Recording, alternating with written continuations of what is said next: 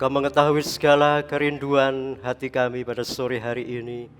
Untuk kami lebih lagi ya Tuhan, tinggal di dalam hadirat-Mu. Untuk kami lebih lagi mengalami hal-hal yang indah, yang mulia, yang Bapa telah sediakan bagi kami. Dan kami percaya itulah rencana-Mu dalam kehidupan kami. Itulah kehendak-Mu dalam kehidupan kami. Untuk kami lebih lagi di dalam-Mu ya Tuhan, lebih mengasihi Engkau. Oleh sebab itu, sore hari ini bersama-sama kami mau belajar kebenaran firman-Mu. Kami membuka hati kami membuka pikiran kami untuk firman-Mu memenuhi seluruh hidup kami. Bahkan sore hari ini kami menyerahkan hidup kami di dalam rencana dan kehendak-Mu. Terima kasih Bapa, mari Bapa terus melawat kami, Roh Kudus-Mu terus bekerja di tengah-tengah kami, dalam setiap pribadi kami. Terima kasih Bapa, terpujilah Engkau Tuhan kami, di dalam nama Tuhan Yesus kami berdoa, dan kita yang siap belajar kebenaran firman Tuhan, berkata bersama-sama, amin. Silakan duduk Bapak Saudara. Salam, puji Tuhan, haleluya. Sore hari ini kita bersama-sama boleh kembali beribadah kepada Tuhan, dan tiba saatnya untuk kita belajar firman Tuhan. Dan seperti yang sudah terpampang di LCD, di hadapan kita ada satu tema, lebih lagi di dalam Tuhan, lebih lagi dalam Tuhan. Nanti kita akan bersama-sama belajar dari Yehezkiel pasal 47 ayat 1 sampai 12. Nah, Bapak Saudara yang dikasihi Tuhan, mungkin di sepanjang saudara menjadi orang percaya, saudara mungkin berpikir, saudara mungkin berpendapat, saya telah melakukan ini, saya telah melakukan itu, saya sudah melakukan banyak hal, saya sudah setia kepada Tuhan sampai hari ini. Sehingga kemudian Bapak Saudara berpikir, oh saya sudah cukup dalam menjalani kehidupan sebagai orang percaya. Oh saya sudah cukup dalam saya setia kepada Tuhan, dalam saya mengasihi Tuhan. Atau mungkin, oh saya sudah cukup dalam hal saya berbuat sesuatu bagi Tuhan. Namun perlu kita ketahui Bapak Saudara yang dikasihi Tuhan, sore hari ini firman Tuhan mengajarkan kepada kita untuk kita lebih lagi di dalam Tuhan. Untuk kita lebih lagi di dalam Tuhan.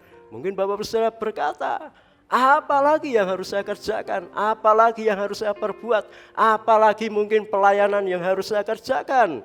Nah, kita akan lihat alasannya. Ya, mungkin bisa dibantu. Dari sini kelihatannya belum bisa.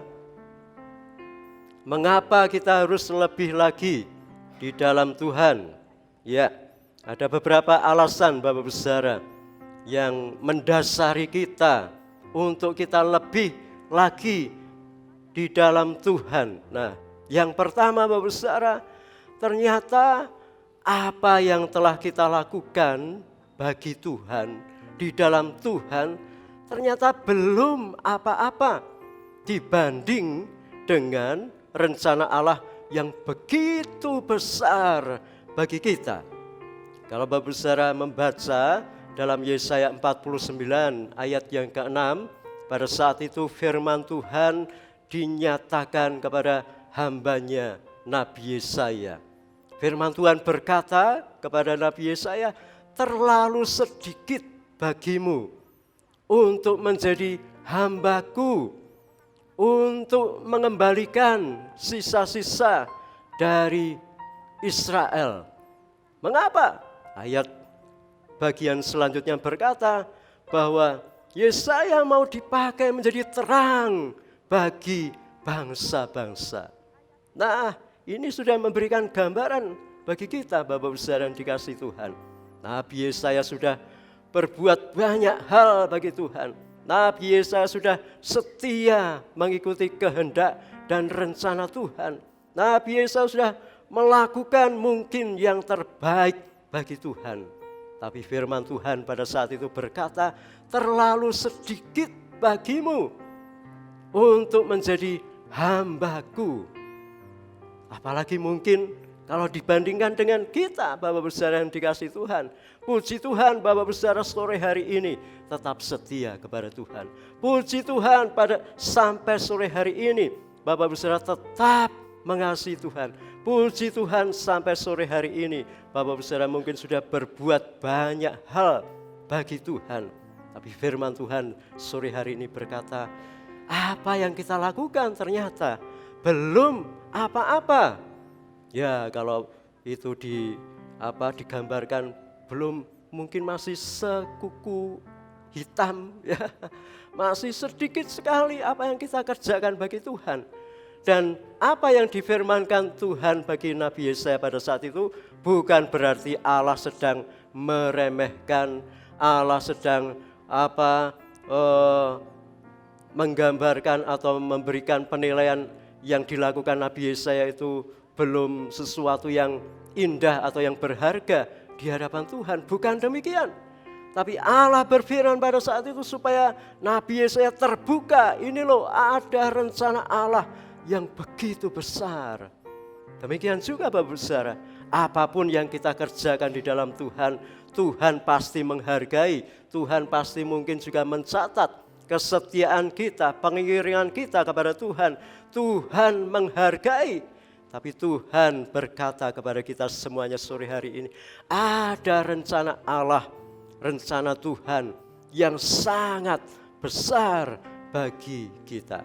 Yang kedua, mari kita lihat, ternyata Tuhan mau membawa kita dari satu kemuliaan kepada kemuliaannya yang lain. Dalam 2 Korintus 3 ayat yang ke-18, firman Tuhan berkata bahwa kita ini mau diubahkan hari demi hari, semakin serupa dengan gambarnya. Sebagaimana Allah menciptakan manusia pada awal mulanya. Dalam Kejadian 1 ayat 26 dan 27, firman Tuhan berkata bahwa Allah menciptakan manusia segambar dan serupa dengan dirinya. Ada kemuliaan Allah yang dinyatakan, ada kemuliaan Allah yang diberikan dalam diri manusia ketika Allah diciptakan. Tapi sayang, ketika Adam dan Hawa berbuat dosa, maka pada saat itulah kemuliaan Allah mulai rusak pada diri manusia. Dan semakin lama manusia semakin berbuat dosa, kemuliaan Allah itu semakin tidak nampak lagi pada diri manusia. Tapi kita bersyukur saat kita percaya kepada Tuhan Yesus, saat kita menyerahkan hidup sepenuhnya kepada Tuhan Yesus, saat kita berkata, Yesus Tuhan, Engkau adalah satu-satunya Tuhan dan Juru Selamatku. Maka pada saat itu gambar rupa Allah kembali dipulihkan dalam diri kita. Dan Allah mau bukan hanya saat kita percaya kepada Allah, gambar dirinya dipulihkan dalam hidup kita, tapi hari demi hari gambar diri Allah, pribadi Yesus Kristus, Allah mau semakin nampak dalam diri kita. Oleh sebab itu firman Tuhan berkata, kita mau dibawa dari satu kemuliaan kepada kemuliaannya yang lain. Demikian juga dalam Efesus 1 ayat yang ke-18, firman Tuhan berkata bahwa betapa besar kemuliaan yang disediakan bagi kita. Ya. Mengapa penulis pada waktu itu Rasul Paulus berkata betapa besar kemuliaan?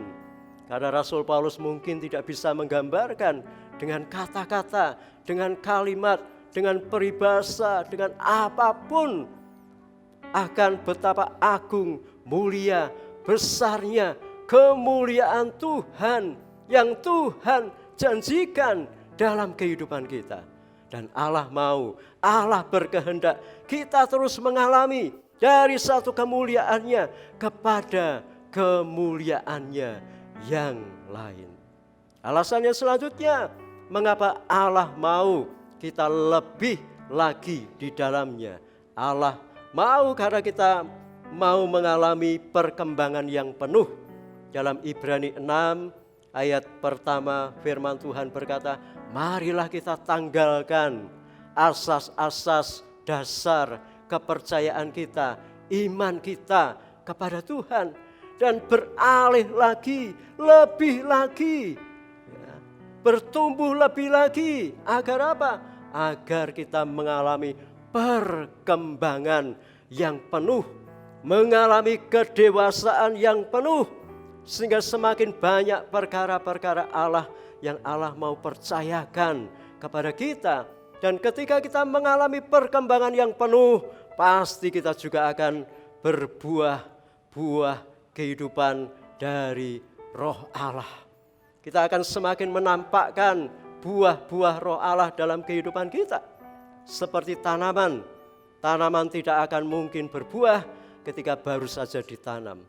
Tetapi ketika tanaman itu mulai bertumbuh, dan kalau kita katakan dia sudah dewasa, sudah saatnya berbuah, dia akan berbuah.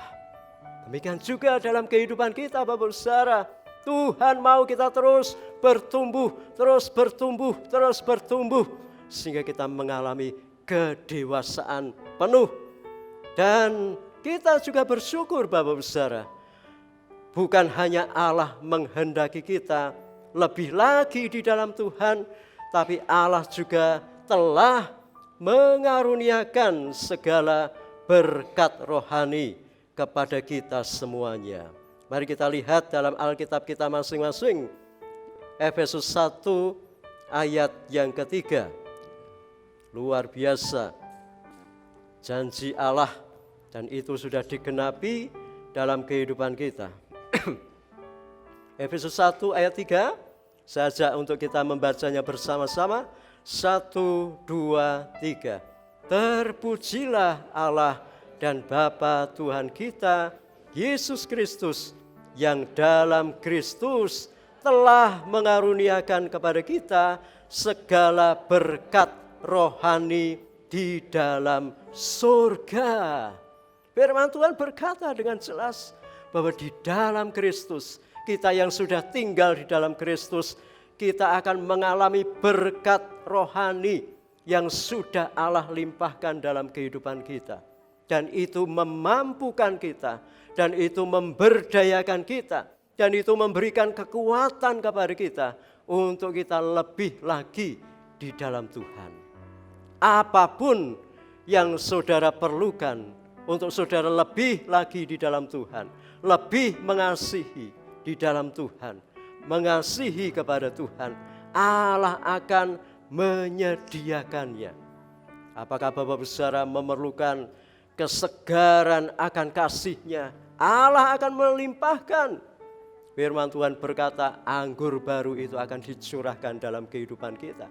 Dan itu akan dicurahkan kepada setiap kita yang percaya, yang mau lebih lagi di dalam Tuhan, yang mau membuka bejana kehidupannya untuk terus diisi dengan anggur yang baru di dalam Tuhan. Apakah Bapak Saudara memerlukan kekuatan dari Tuhan? Allah akan melimpahkannya. Apakah Bapak Saudara memerlukan karunia apapun? Untuk Bapak Saudara mau berkata, aku mau lebih lagi di dalam Tuhan, aku mau lebih lagi mengasihi Tuhan, semuanya akan disediakannya bagi kita. Yang penting Bapak Saudara, kita mau melangkah. Dan tidak perlu kita berpikir bagaimana langkah kita. Mungkin langkah kita hanya satu langkah, tapi kalau itu satu langkah kemajuan untuk lebih lagi di dalam Tuhan, Allah akan melimpahkan berkat-Nya di dalam kehidupan kita. Kita ingat peristiwa ketika Yosua memimpin bangsa Israel untuk mereka akan menyeberangi sungai Yordan. Ya, para imam harus berada di barisan paling depan, dan mereka harus melangkah berjalan menghadapi satu hal yang mustahil, yaitu sungai Yordan yang tidak mungkin diseberangi. Mungkin Yosua ini terinspirasi dari apa yang dikerjakan atau dialami oleh hambanya Nabi Musa menyeberangi Laut Merah, Laut Kolsom. Dan saat itu mereka juga pada dasarnya menghadapi hal yang sama. Harus menyeberangi sungai Yordan dengan ribuan, ya, bahkan mungkin ratusan ribu, bahkan mungkin juga bisa juga jutaan orang yang harus menyeberangi sungai Yordan. Sesuatu yang mustahil. Tapi apa yang harus mereka lakukan? Mereka harus melangkah menuju kepada sungai Yordan. Ketika mereka melangkah, sungai Yordan itu mungkin belum surut, tetap dalam keadaan yang sama, tetap dalam keadaan sungainya penuh dan mungkin juga arusnya deras, tidak mungkin terseberangi. Tapi mereka harus melangkah, para imam harus melangkah, terus harus melangkah.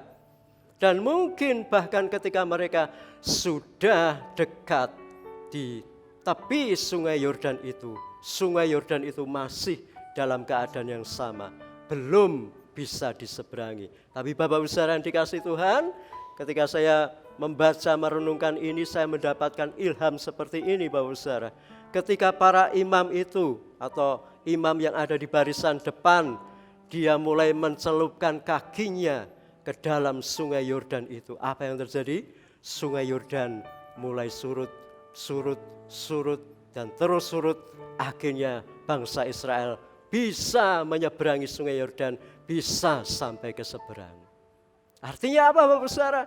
Ketika Bapak saudara berkata, ya aku mau melangkah, mungkin hanya satu langkah, tapi itu satu langkah untuk lebih lagi di dalam Tuhan, Allah akan bekerja, amin. Allah akan melimpahkan kuasa-Nya, akan melimpahkan kasih karunia-Nya, apa saja yang kita butuhkan untuk kita lebih mengasihi Tuhan, lebih melayani Tuhan. Allah akan bekerja dalam kehidupan kita. Oleh sebab itu Bapak saudara, mari kita lebih lagi di dalam Tuhan. Mungkin Bapak saudara bertanya, bagaimana kita bisa lebih lagi di dalam Tuhan? Mari kita lihat selanjutnya. Dan kita sambil menunggu ini bisa kembali ke Yesaya 47. Bapak saudara bisa membuka Alkitabnya di Yesaya pasal 47. Ya, sudah tampil. Nah, di beberapa ayat ini kita akan belajar bagaimana kita bisa lebih lagi di dalam Tuhan. Yesaya 47 ayat 3, 4 dan 5. Mari kita perhatikan bersama-sama. Ayat 3 berkata demikian, Bapak saudara yang dikasihi Tuhan. Sedang orang itu pergi ke arah timur dan memegang tali pengukur di tangannya. Ia mengukur 1000 hasta dan menyuruh aku masuk ke dalam air itu. Maka dalamnya sampai di pergelangan kaki. Ayat 4. Ia mengukur 1000 hasta lagi dan menyuruh aku masuk sekali lagi dalam air itu. Sekarang sudah sampai di lutut. Kemudian ia mengukur 1000 hasta lagi dan menyuruh aku ketiga kalinya masuk ke dalam air itu. Sekarang sudah sampai di pinggang. Ayat 5. Sekali lagi ia mengukur 1000 hasta lagi. Sekarang air itu sudah menjadi sungai di mana aku tidak dapat berjalan lagi, sebab air itu sudah meninggi sehingga orang dapat berenang, suatu sungai yang tidak dapat diseberangi lagi. Nabi Yeskiel pada saat itu disuruh oleh Tuhan untuk masuk ke dalam sungai yang mengalir dari bait suci. Dan itu harus dilakukan selama 3 kali. Ketika seseorang mengukur sungai itu 1000 hasta, maka kedalaman sungai itu ada di pergelangan kakinya. Tapi orang itu berkata, ayo masuk lagi. Dan mengukur 1000 hasta. Maka air itu mulai naik sehingga sampai ke lutut dari Nabi Yeskiel. Tapi firman Tuhan berkata, masuk lagi ke dalam sungai. Sehingga air itu sampai ke pinggangnya. Dan terus akhirnya air itu terus meninggi. Bahkan menjadi air, menjadi sungai yang tidak dapat diseberangi lagi. Harus masuk Bapak Ibu saudara. Masuk ke dalam sungainya Tuhan. Apa artinya itu? Ini menggambarkan satu kehidupan yang dipenuhi terus-menerus dengan Roh Kudus. Roh Kudus digambarkan dengan beberapa hal. Roh Kudus digambarkan dengan air. Roh Kudus juga digambarkan dengan angin. Roh Kudus juga digambarkan dengan api. Air yang mengalir, sungai yang mengalir itu menggambarkan kehidupan Roh Kudus yang harus dijalani dalam kehidupan kita. Kita perlu terus-menerus dipenuhi dengan Roh Kudus. Dalam Yohanes 7 ayat 38, firman Tuhan berkata, barang siapa percaya kepada Tuhan Yesus, maka dari dalam hatinya akan mengalir aliran-aliran kehidupan. Ayat 39 memberikan keterangan, dan itu adalah Roh Kudus ya, yang akan terus memancar sampai pada kekekalan. Ya. Pengalaman kita bersama dengan Roh Kudus bukan hanya ketika kita percaya kepada Tuhan Yesus. Pengalaman kita bersama dengan Roh Kudus bukan hanya mungkin saat-saat kita dulu pernah mengalami kebangunan rohani, lawatan Allah yang luar biasa. Tapi pengalaman kita dipimpin dengan Roh Kudus adalah hari demi hari. Apa artinya dipimpin dengan Roh Kudus? Roma 8 ayat 14 berkata, setiap orang yang percaya kepadanya, yang dipimpin oleh Roh Allah adalah anak-anak Allah. Artinya apa? Dipimpin dengan Roh Kudus artinya memberikan hidup kita sepenuhnya untuk Roh Kudus itu bekerja dalam kehidupan kita. Untuk Roh Kudus itu menguasai sepenuhnya hidup kita, menguasai kehendak kita, memimpin seluruh kehidupan kita. Walaupun kita memiliki kehendak, walaupun kita memiliki keinginan, tapi biarkanlah Roh Kudus yang menyatakan kehendaknya, keinginannya dalam kehidupan kita, dan itu terpenuhi dalam hidup kita, menjadi pengalaman dalam hidup kita.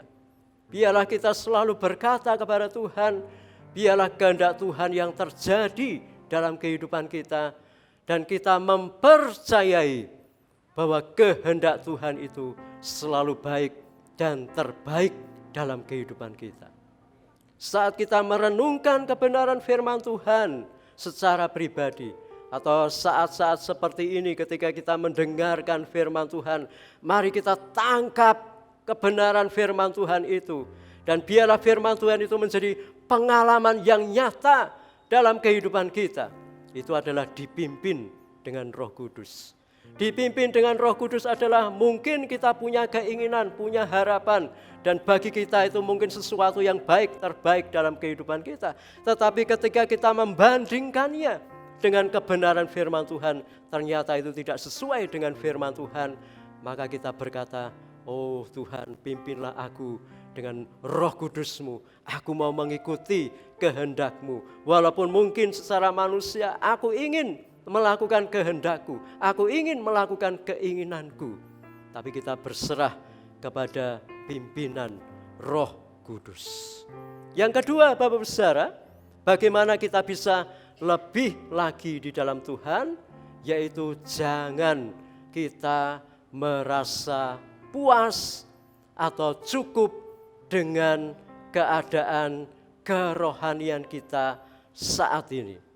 Tadi kita sudah membaca di dalam Yehezkiel 47 ayat 3, 4, dan 5. Ketika Nabi Yehezkiel mulai masuk ke dalam sungai itu, maka airnya sampai di pergelangan kaki. Tapi orang itu, ya mungkin malaikat Tuhan berkata, ayo masuk lagi. Jangan hanya sampai di pergelangan kaki. Jangan hanya engkau puas ya merasakan sungai kehidupan dari bait Allah hanya di pergelangan kaki. Masuk lagi. Yehezkiel masuk dan sampai ke lututnya air dari sungai kehidupan itu. Tapi firman Tuhan berkata, ayo masuk lagi. Dan Yehezkiel masuk lagi. maka sungai kehidupan itu sampai di pinggangnya. Dan terus sehingga bisa kita katakan mungkin saat itu Yehezkiel mungkin sampai tenggelam, dipenuhi dengan air dari sungai yang mengalir dari bait Allah. Demikian juga dalam kehidupan kita, Bapak Saudara. Jangan kita merasa puas dengan kehidupan rohani yang sudah kita alami atau pernah kita alami. Mungkin hari ini Bapak Saudara mengalami mungkin puncak kehidupan rohani. Ya, merasa begitu menyala-nyala di dalam Tuhan, merasa begitu kuat di dalam Tuhan, merasa imannya teguh di dalam Tuhan. Tapi firman Tuhan berkata, jangan merasa puas. Mungkin Bapak Saudara selama mengiring Tuhan pernah mengalami hal-hal yang luar biasa di dalam Tuhan, pernah mengalami lawatan-lawatan Allah yang luar biasa, pernah mengalami kebangunan rohani yang begitu luar biasa. Tapi firman Tuhan sore hari ini berkata, jangan merasa puas. Mungkin Bapak Saudara sudah setia berdoa, ya, renungan secara pribadi, saat teduh secara pribadi dengan Tuhan, ya, bersekutu secara pribadi dengan Tuhan, dan itu sudah dilakukan secara teratur. Firman Tuhan berkata, jangan merasa puas. Mengapa? Tadi kita sudah belajar kemuliaan Tuhan, rencana Tuhan bagi kita itu begitu luar biasa, begitu besar, begitu mulia, begitu agung. Sehingga jangan merasa puas. Dalam Lukas 5 ayat yang keempat, pada saat itu Tuhan Yesus berkata kepada Simon Petrus, tebarkanlah jalamu atau dayunglah perahumu ke tempat yang lebih dalam. Ada hal yang lebih lagi yang Tuhan sediakan bagi kita. Ada hal yang lebih lagi yang Tuhan mau kerjakan dalam kehidupan kita. Ada hal yang lebih luar biasa lagi. Ada hal yang lebih indah lagi yang Tuhan mau kerjakan dalam kehidupan kita. Saya berkata kepada Bapak Saudara, jangan merasa puas. Walaupun mungkin Bapak Saudara hari ini sudah sangat-sangat mengasihi Tuhan, tapi jangan merasa puas. Ayo lebih lagi di dalam Tuhan. Mari kita lihat kebenaran firman Tuhan dalam 1 Tesalonika pasal yang keempat. Dalam bagian kebenaran firman Tuhan ini kita akan didorong untuk lebih lagi di dalam Tuhan dan tidak akan pernah merasa puas dalam satu keadaan kerohanian tertentu. 1 Tesalonika 4 ayat 1, mari kita baca bersama-sama. 1, 2, 3. Akhirnya saudara-saudara, kami minta dan nasihatkan kamu dalam Tuhan Yesus. Kamu telah mendengar dari kami bagaimana kamu harus hidup supaya berkenan kepada Allah. Hal itu memang telah kamu turuti, tetapi baiklah kamu melakukannya lebih bersungguh-sungguh lagi. Katakan lebih bersungguh-sungguh lagi. Jemaat di Tesalonika pada saat itu dengan jelas keadaan rohaninya begitu baik, begitu luar biasa. Mereka sudah memiliki hidup yang berkenan kepada Allah. Mereka sudah tahu bagaimana menjalani kehidupan sebagai orang Kristen, sebagai orang percaya, sehingga memiliki hidup yang berkenan kepada Allah. Tapi melalui Rasul Paulus, firman Tuhan berkata, baiklah kamu melakukannya lebih bersungguh-sungguh lagi. Lebih dalam lagi, lebih lagi di dalam Tuhan. Tentunya kami sebagai hamba-hamba Tuhan akan sangat bersukacita ketika melihat jemaat Tuhan, melihat Bapak Saudara semua hidup sesuai firman Tuhan, hidup berkenan di hadapan Tuhan.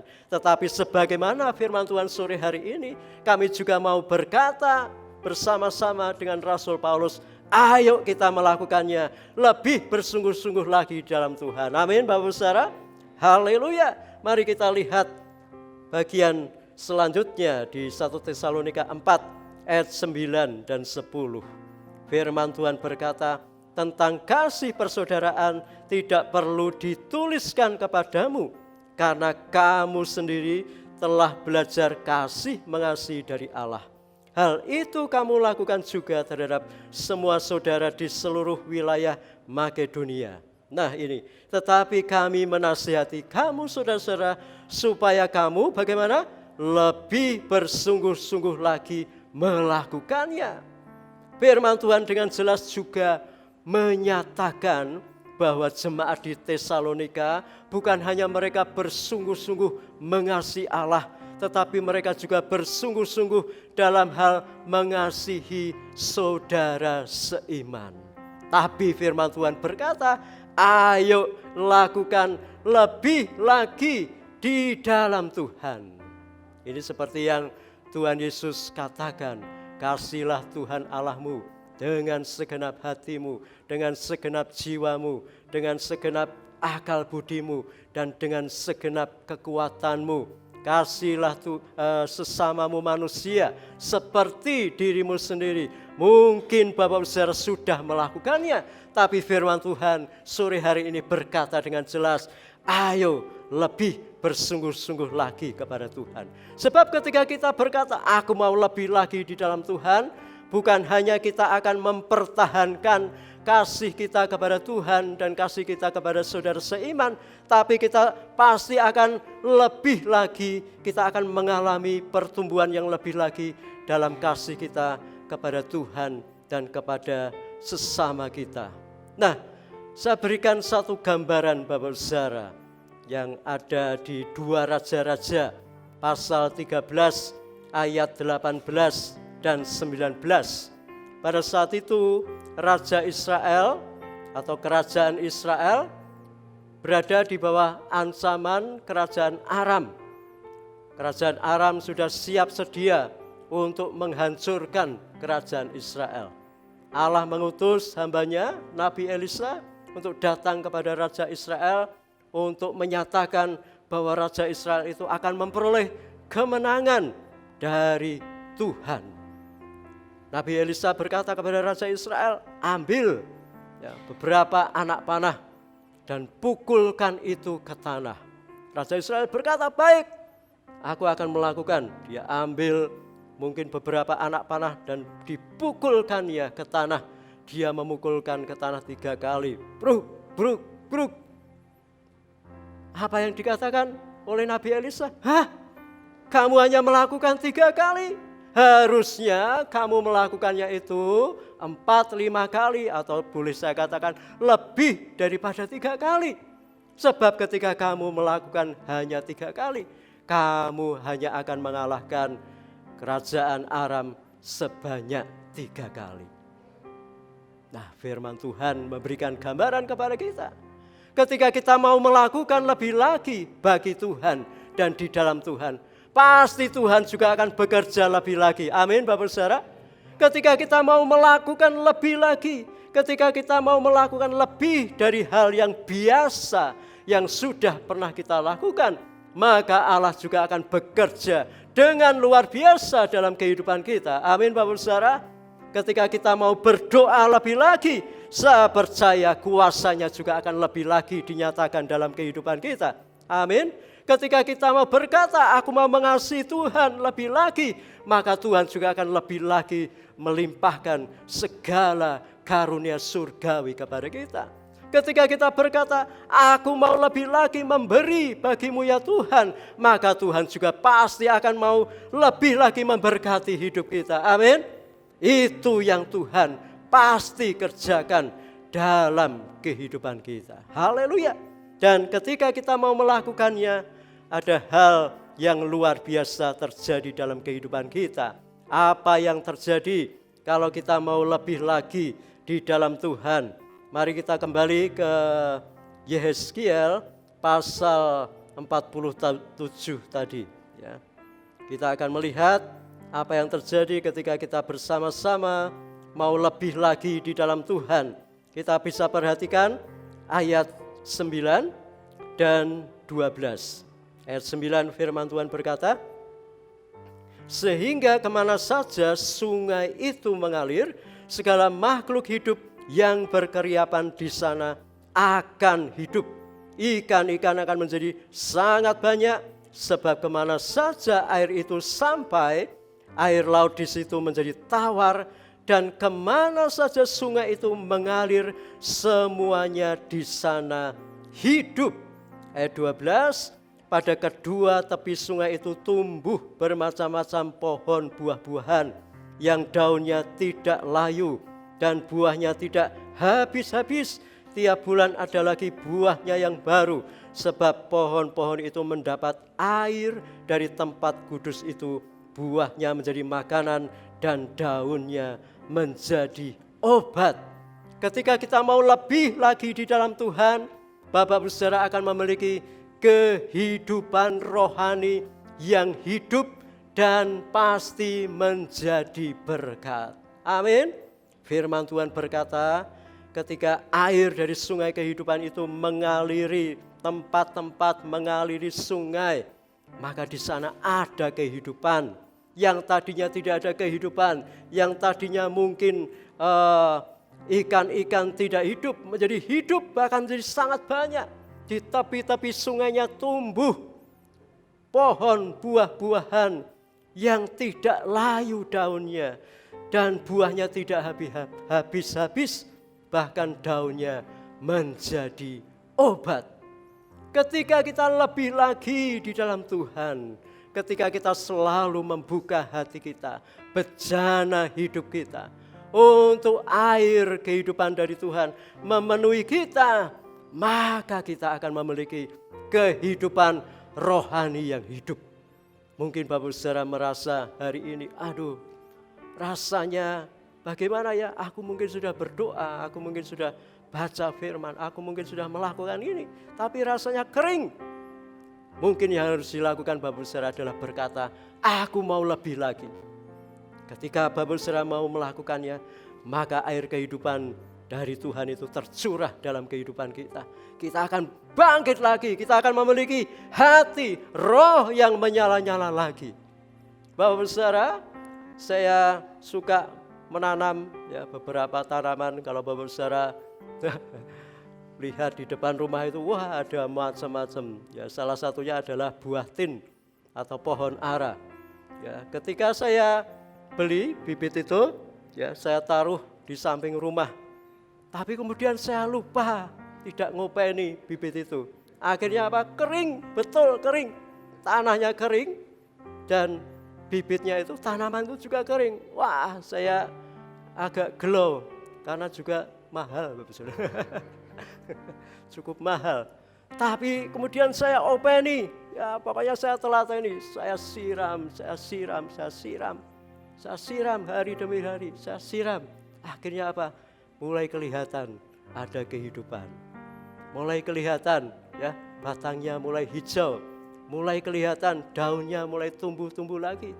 Dan ketika saya terus sirami, ya sekarang ini sudah beberapa kali berbuah, dan untuk bulan ini buahnya cukup banyak. Nanti kalau mau saya beri satu saja ya. Karena buahnya banyak tapi bisa dihitung ya. Itu enak sekali. Dari kering Bapak Saudara, mati, boleh dikatakan mati. Tapi ketika diberi air, hidup. Demikian juga Bapak Saudara, ketika Bapak Saudara membuka hati, maka sungai kehidupan dari Allah itu mengaliri, memenuhi hati dan roh Bapak Saudara. Bapak Saudara menjadi anak-anak Tuhan yang hidup, amin. Memiliki kehidupan rohani yang luar biasa dan menjadi berkat. Dan akhirnya Bapak Saudara pasti memiliki atau mengalami perubahan hidup yang luar biasa.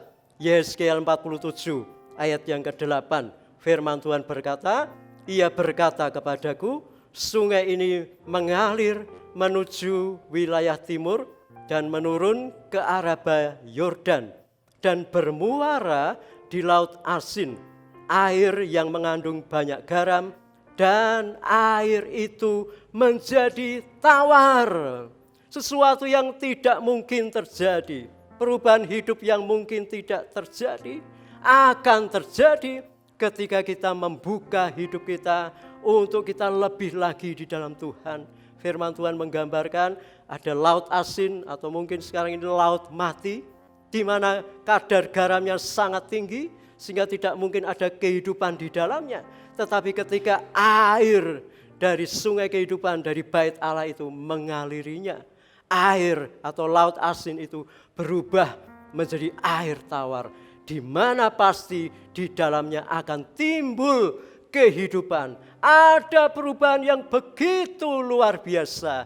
Di dalam Tuhan tidak ada sesuatu yang tidak mungkin. Amin. Ketika kita menyerahkan hidup kita kepada Tuhan, ketika kita lebih lagi di dalam Tuhan, pasti Bapak Ibu Saudara mengalami hal-hal yang luar biasa. Hidup kita, kehidupan rohani kita semakin diubahkan di dalam Tuhan. Haleluya. Mari kita lihat yang terakhir. Kita baca bersama-sama 1, 2, 3. Mari kita mau lebih lagi di dalam Tuhan, sebab rencana Tuhan bagi kita begitu besar, indah dan mulia, serta segala berkat surgawi telah dilimpahkan kepada kita. Haleluya. Mari kita bangkit berdiri di hadapan Tuhan. Mari kita siapkan hati kita. Oh, kami sungguh bersyukur, kami sungguh bersuka cita. Karena rencana-Mu bagi kami begitu besar, begitu mulia, begitu indah. Dan ajarkan kami ya Bapa, dorong kami ya Bapa, untuk kami lebih lagi mengasihi-Mu, lebih lagi bergerak di dalam-Mu, lebih lagi melayani-Mu, lebih lagi memberikan hidup kami bagi kemuliaan-Mu. Terima kasih Bapa, tanamkan meteraikan firman-Mu dalam hati kami. Kami mau firman-Mu terus berbicara dalam hidup kami, sehingga kami akan terus melangkah, terus maju. Hidup kami semakin memuliakan-Mu. Gambar diri-Mu, pribadi-Mu ya Tuhan Yesus semakin nampak dalam hidup kami semakin memuliakan-Mu. Hidup kami semakin menjadi berkat bagi orang-orang yang ada di sekitar kami. Nama Tuhan semakin dipermuliakan melalui hidup kami semua. Terpujilah Engkau Tuhan kami. Dalam nama Tuhan Yesus kami berdoa. Kita yang percaya berkata bersama-sama, amin. Untuk selanjutnya kami serahkan kepada Bapak Gembala. Ya, puji Tuhan, tidak ada pengumuman lain. Mari kita akhiri ibadah ini. Kita akan berdiri dan tentunya kita akan berdoa. Mohon berkat Tuhan. Terima kasih Bapa Surgawi. Kami boleh menikmati hadirat-Mu lewat pujian pengagungan yang kami ungkapkan. Terima kasih Tuhan, kami percaya Engkau sudah memberkati pada pagi maupun sore petang hari ini. Dan tentunya kami rindu bukan hanya mengetahui, untuk hidup dalam Engkau lebih lagi. Kami mau berenang dalam hadirat-Mu, dalam kasih dan anugerah-Mu, sehingga hidup kami pun menghasilkan buah-buah yang bisa dilihat, dinikmati orang lain. Tolong kami Tuhan, kami bukan hanya mau tahu pengetahuan Alkitab, tetapi kami mau mengalami. Oleh sebab itu kami percaya ketika respon mendengar firman-Mu baik, maka Tuhan sendiri akan membimbing menuntun kami. Berkati hamba-Mu, Timotius Budi yang sudah menjadi berkat baik pagi maupun malam hari ini. Berkati hidupnya, keluarganya, kesehatannya, dan tentunya pelayanannya. Dan kami percaya setiap kami yang hadir tidak pulang dengan biasa saja, tetapi pulang dengan antusias, dengan semangat, dengan roh yang menyala-nyala. Kami mau lebih lagi bagi Tuhan yang sudah mengasihi kami. Dan akhirnya kalau sebentar kami mengakhiri ibadah ini untuk melanjutkan perjalanan pulang kami percaya sebagai anak Allah ada malaikat yang menjaga melindungi kami. Sehingga perjalanan pulang kami pasti dikawal, baik yang di dalam kota maupun yang keluar kota. Sehingga kami semua boleh tiba di tempat tujuan kami masing-masing dengan selamat, tak kurang suatu apapun. Dalam nama Tuhan Yesus kami ucap syukur dan pohonkan doa ini. Sekarang jemaat Tuhan, angkat hatimu, pulanglah engkau dengan berkat dari Allah Bapa, kasih setia dari Tuhan Yesus yang sekali-kali tidak pernah meninggalkan engkau hidup sendirian. Pertolongan Roh Kudus yang membawa engkau untuk mampu menjadi anak Tuhan yang hidupnya lebih lagi, dan akhirnya hidupmu boleh menjadi berkat. Terimalah berkat ini dengan iman di dalam nama Tuhan Yesus. Setiap kita yang percaya katakan amin. Tuhan memberkati, sampai ketemu lagi.